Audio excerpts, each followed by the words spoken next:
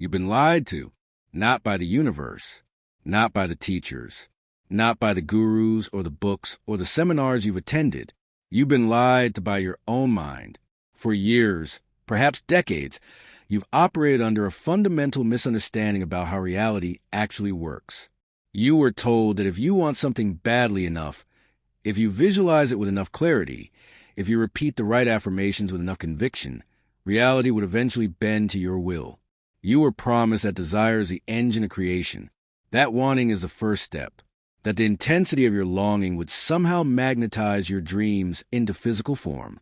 And yet, here you are, still wanting, still waiting, still wondering why it hasn't arrived, still questioning if there's something wrong with you, still secretly fearing that maybe, just maybe, you're not one of the chosen ones who gets to have what they desire. What if I told you that wanting is the very thing pushing it away? Pause for a moment and feel that. Let it land somewhere deeper than your intellect. Because here's the truth no one dares to say out loud. The truth that will either liberate you or terrify you depending on how ready you are to hear it. You are not attracting what you want. You are attracting what you feel. Not what you think. Not what you say. Not what you write in your journal at midnight. Not what you post on social media. Not what you tell your friends. What you feel in your chest, in your gut, in the spaces between your thoughts, in the silent moments when no one is watching. And right now, your feelings are broadcasting a signal. Every second of every day, whether you're aware of it or not, you are emitting a frequency into the quantum field. The question is, what frequency is that signal tuned to? Let me describe something, and tell me if it sounds familiar. You wake up in the morning. The sun is streaming through the window. You take a deep breath and decide, today is going to be different. Today you're going to embody abundance. Today you're going to feel worthy. You set your intentions with conviction. You say the affirmations you've memorized. You visualize the life, the overflowing bank account, the passionate relationship, the creative freedom, the vibrant health, the inner peace. And for a moment, maybe even a few precious minutes, you feel it. You actually feel it. The possibility, the hope, the expansion. Your chest opens. Your breath deepens. You smile. You believe. But then, you reach for your phone. You check your bank account and see the same disappointing numbers. You scroll through social media and see everyone else living the life you're still dreaming of. You remember the rejection email from last week, the argument with your partner, the bill you're not sure how you'll pay. You feel the weight of the uncertainty, the silence in your inbox, the gap between where you are and where you want to be. And just like that, the feeling shifts. The hope becomes doubt. The possibility becomes pressure. The vision becomes a painful reminder of what's still missing. The expansion contracts. The openness closes. And before you've even finished your morning coffee, you're right back where you started, vibrating at the same frequency you've been stuck in for years. And here's the part that breaks my heart. You think you're doing the work. You think you're manifesting. You think you're aligned. But what you're actually doing is oscillating, jumping between the frequency of abundance and the frequency of lack, bouncing between hope and fear, swinging between belief and doubt, over and over, never stabilizing long enough a quantum field to respond. You're sending mixed signals. You're broadcasting static. And the universe, in its infinite precision, is simply reflecting that chaos back to you. This is a trap most people never escape. They want love, but they feel loneliness. They want wealth, but they feel scarcity. They want freedom, but they feel trapped. They want confidence, but they feel unworthy. They want peace, but they feel anxiety. They want connection, but they feel abandoned. And the painful irony is that the more intensely they want it, the more acutely they feel its absence. The desire amplifies the lack. The wanting reinforces the not having. And the universe doesn't hear your words. It doesn't read your vision board. It doesn't care about your affirmations. It doesn't respond to your intentions or your goals or your carefully crafted manifestation rituals.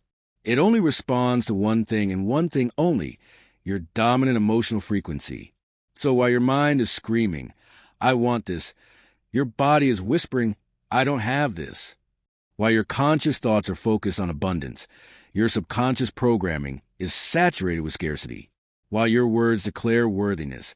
Your nervous system is encoded with unworthiness. And in the quantum field, the whisper always wins. The body always wins. The subconscious always wins. Because the field doesn't respond to your preferences. It responds to your vibration. And your vibration is determined not by what you think, but by what you feel. Let me show you why this happens. Not with spiritual poetry or mystical metaphors, but with actual science. Your body is not just flesh and bone, not just a vehicle to carry your consciousness from place to place. It's an electromagnetic broadcasting system, a sophisticated antenna that is constantly transmitting and receiving information from the field around you. Every thought you think generates an electrical signal in your brain. This has been measured, documented, and proven countless times. But what most people don't realize is that every emotion you feel generates a magnetic signal in your heart. And here's the revelation that changes everything. The heart's magnetic field is 5,000 times stronger than the brain's electromagnetic field. Let that sink in for a moment. 5,000 times stronger. That means your feelings are not just internal experiences, not just personal sensations that happen inside you. They are transmissions. They are broadcasts. They ripple out into the quantum field, interacting with the infinite possibilities that exist in every moment, influencing which possibilities collapse into your reality. The HeartMath Institute has been measuring this for decades. Their research shows that when your heart enters a state of coherence, when your emotions are elevated, stable, and aligned, your electromagnetic field becomes organized, powerful, and magnetic. You literally become a magnet for experiences that match that coherent state.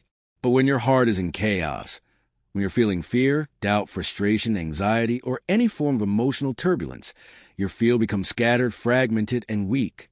You become a repellent to the very things you're trying to attract. This is not metaphor. This is not spiritual belief. This is measurable, observable, documentable physics. Now combine this with what quantum mechanics tells us about the observer effect. In the famous double-slit experiment, particles behave as waves of possibility, existing in a state of pure potential, until they are observed by a conscious observer. The moment consciousness focuses on them, they collapse from a wave of infinite possibility into a single, specific position. They become concrete. They become real. Reality doesn't exist in a fixed state until it's observed into being. The observer is not separate from the observed. They are entangled. They are one. Your consciousness is not a passive witness to reality. It is an active participant in its creation. But here's the key that no one talks about, the missing piece that transforms everything. The quality of your observation matters. It's not just that you observe. It's how you observe. It's what you're feeling while you observe. If you observe reality through the lens of fear, you collapse fear-based outcomes. If you observe through the filter of lack, you collapse scarcity. If you observe through the belief of unworthiness, you collapse rejection and abandonment. Your emotional state is not separate from your observation. It is the observation. It colors everything. It shapes everything. It determines which possibility collapses into your physical experience. So when you say, I want love, but you feel the ache of being alone, you're not observing love. You're observing absence. You're collapsing loneliness into form. When you say, I want abundance, but you feel the anxiety of not having enough, you're not observing wealth. You're observing scarcity. You're collapsing lack into your bank account. When you say, I want freedom, but you feel the suffocation of being trapped, you're not observing liberation. You're observing imprisonment. And the field, with perfect precision, with absolute neutrality, responds accordingly. It gives you exactly what you're observing, not what you want, what you feel. Joe Dispenza, the neuroscientist and author who has spent decades studying the intersection of quantum physics and human consciousness, calls this the thinking-feeling loop. Your thoughts create emotions. Your emotions reinforce thoughts. And together, they create a signature, a vibrational identity, an electromagnetic fingerprint that the field recognizes as you. Every time you think a familiar thought, it triggers a familiar emotion. Every time you feel a familiar emotion, it reinforces that familiar thought. And this loop runs on autopilot, day after day, year after year, creating the same experiences, attracting the same circumstances, collapsing the same reality. You're not creating your life. You're recycling it. You're living the same year over and over, calling it a life. And the field doesn't give you what you ask for. It gives you what matches your signature. It gives you what you are, not what you want. This is why some people seem to attract abundance effortlessly, while others struggle for years with the same techniques, the same affirmations, the same visualizations. It's not luck. It's not privilege. It's not destiny. It's frequency. The ones who attract easily have learned, consciously or unconsciously, to feel the reality before it arrives. They don't hope for it. They don't wait for it. They don't need external evidence to believe it. They live in the emotional truth of it before there is any physical proof. They've already become the vibrational match to what they desire. They've already collapsed the wave. The physical manifestation is just the echo, the shadow, the inevitable reflection of what's already real inside them. And that's the shift that changes everything. So here's the question that will either set you free or keep you trapped for the rest of your life. What are you actually feeling most of the time? Not in your peak moments. Not during your morning meditation, when you're consciously cultivating high vibrations. Not when you're inspired by a video like this or reading a book that lights you up. But in the ordinary moments, the mundane, unguarded, unconscious moments that make up 95% of your day. When you're driving to work. When you're waiting in line at the grocery store. When you're brushing your teeth. When you're lying in bed at night, alone with your thoughts. What's running in the background? What's your emotional default? What's your baseline? Because that baseline is your broadcast. That's the signal the universe is receiving 24 hours a day, 7 days a week. That's the frequency you're collapsing into form with every passing moment. And if that baseline is fear, doubt, frustration, anxiety, unworthiness, or lack, if that's what's playing in the background of your consciousness most of the time, that's the reality you're creating. Not sometimes. Always. The field is always listening. The field is always responding. The field is always giving you exactly what your frequency is ordering. This is uncomfortable to hear. I know, because it means you can no longer blame external circumstances for your life. You can't blame the economy, the government, your parents, your past, your genetics, your bad luck. You can't say, I'll feel abundant when the money comes. You can't say, I'll feel loved when the right person shows up. You can't say, I'll feel free when I quit my job and pay off my debts. You can't say, I'll feel happy when I lose the weight or heal the illness or fix the relationship. That's backwards. That's the old paradigm. That's the trap that has kept humanity in chains for millennia, waiting for the outside to change so the inside can feel better, waiting for permission to feel what you want to feel, waiting for evidence before you believe, waiting for manifestation before you embody. The new paradigm says something radically different. Feel it first. Feel it now. Feel it without evidence. Feel it before there's any reason to. Not because you're delusional. Not because you're pretending. Not because you're engaging in spiritual bypassing or toxic positivity. But because feeling is the mechanism of creation. Feeling is the language the field speaks. Feeling is the brush that paints reality into existence. Think about it carefully. Every significant experience you've ever had was first felt before it was lived.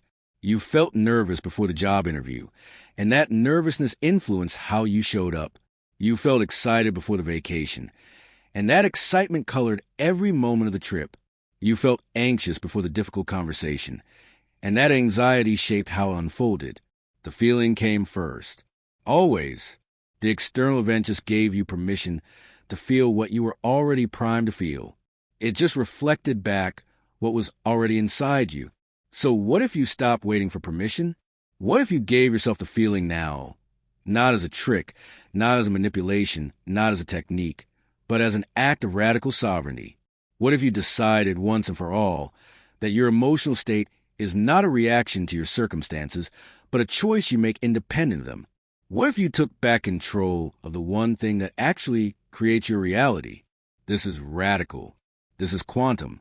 This is how creators create. This is how masters manifest.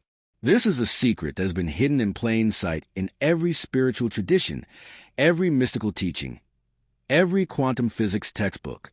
Because when you feel abundance before the money arrives, you become magnetic to money. You stop repelling it with your fear and start attracting it with your vibration. When you feel love before the relationship shows up, you become magnetic to love.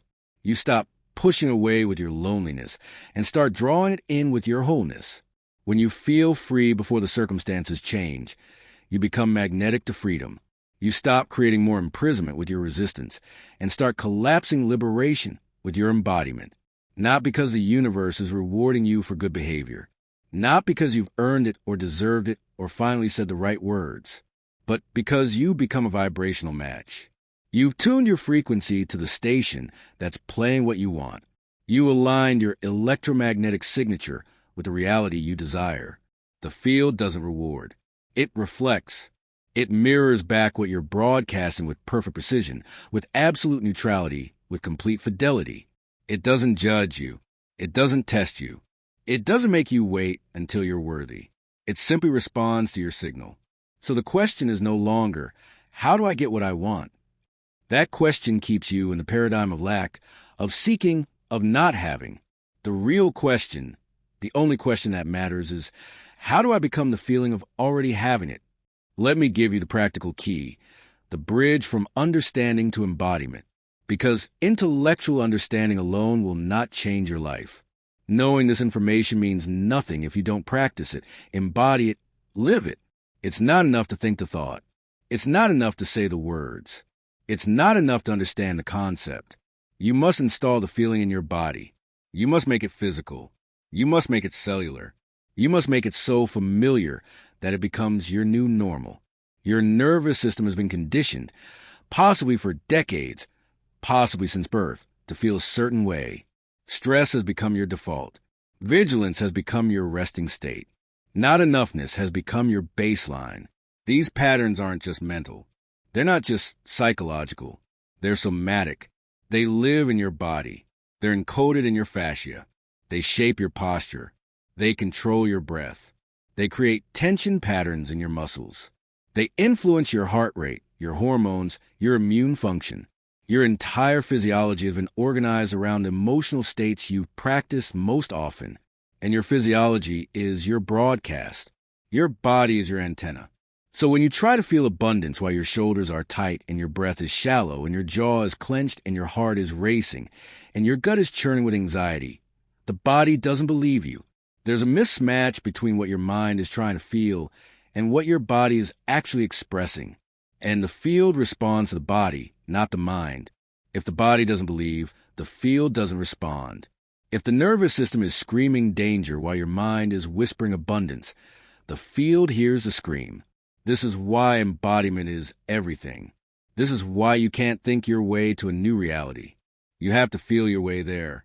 You have to become it in your body before it becomes true in your world.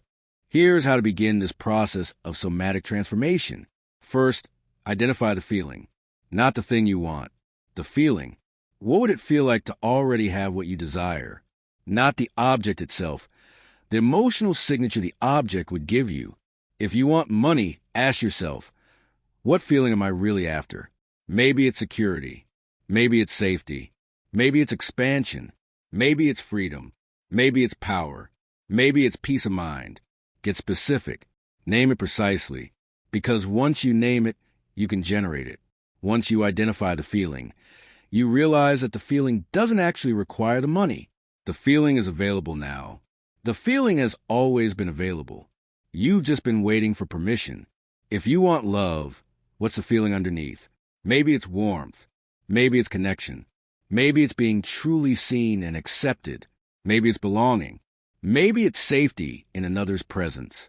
If you want success, what's the real feeling? Maybe it's pride. Maybe it's confidence. Maybe it's aliveness. Maybe it's creative fulfillment. Maybe it's respect and recognition. Get to the feeling. That's what your soul actually wants.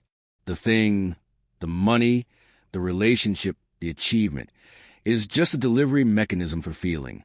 And you don't need the delivery mechanism to access what it delivers. Second, generate the feeling without the condition. This is a quantum leap. This is where most people fail. This is where the old paradigm dies and the new one is born. Close your eyes. Breathe deeply. Slow down your nervous system.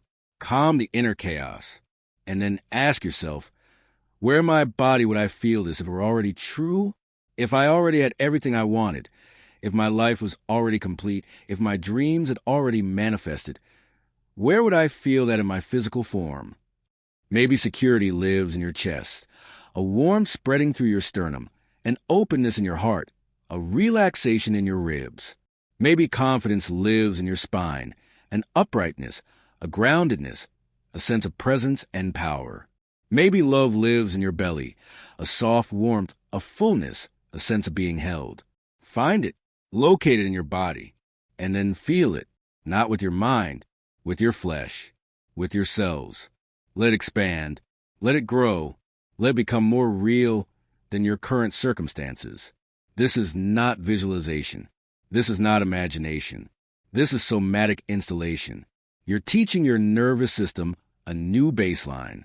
You're rewiring your body to recognize this feeling as home. You're creating new neural pathways, new emotional patterns, new default states. Third, sustain it. This is where the real work happens. The field doesn't respond to peak moments. It doesn't respond to the 5 minutes of bliss you feel during meditation. It responds to sustained coherence, consistent frequency, stable vibration. So your job is not to feel abundance once and then return to fear. Your job is not to touch the feeling occasionally and spend the rest of your time in lack. Your job is to return to the feeling again and again and again until it becomes your dominant state, until it becomes more familiar than the old patterns, until your body recognizes it as the new normal. Every time you catch yourself slipping into lack, pause, breathe, return to the feeling. Every time doubt creeps in, pause, breathe, return to the feeling. Every time the 3D reality tries to convince you that nothing has changed, pause, breathe, return. Every time your mind says, but where is it? Or why hasn't it happened yet? Or maybe this doesn't work. Pause, breathe, return. This is a practice. Not once, not sometimes, not when it's convenient, relentlessly, devotedly, like your life depends on it. Because it does. Because the more you stabilize in the new feeling, the more your electromagnetic field reorganizes around it. And the more your field reorganizes, the more your external reality must follow. Not in theory, not in philosophy, in physics, in law, in quantum certainty. But here's what no one warns you about, what catches almost everyone off guard. The moment you start to genuinely change your emotional baseline, the moment you begin to stabilize in a new frequency, your old self will rebel.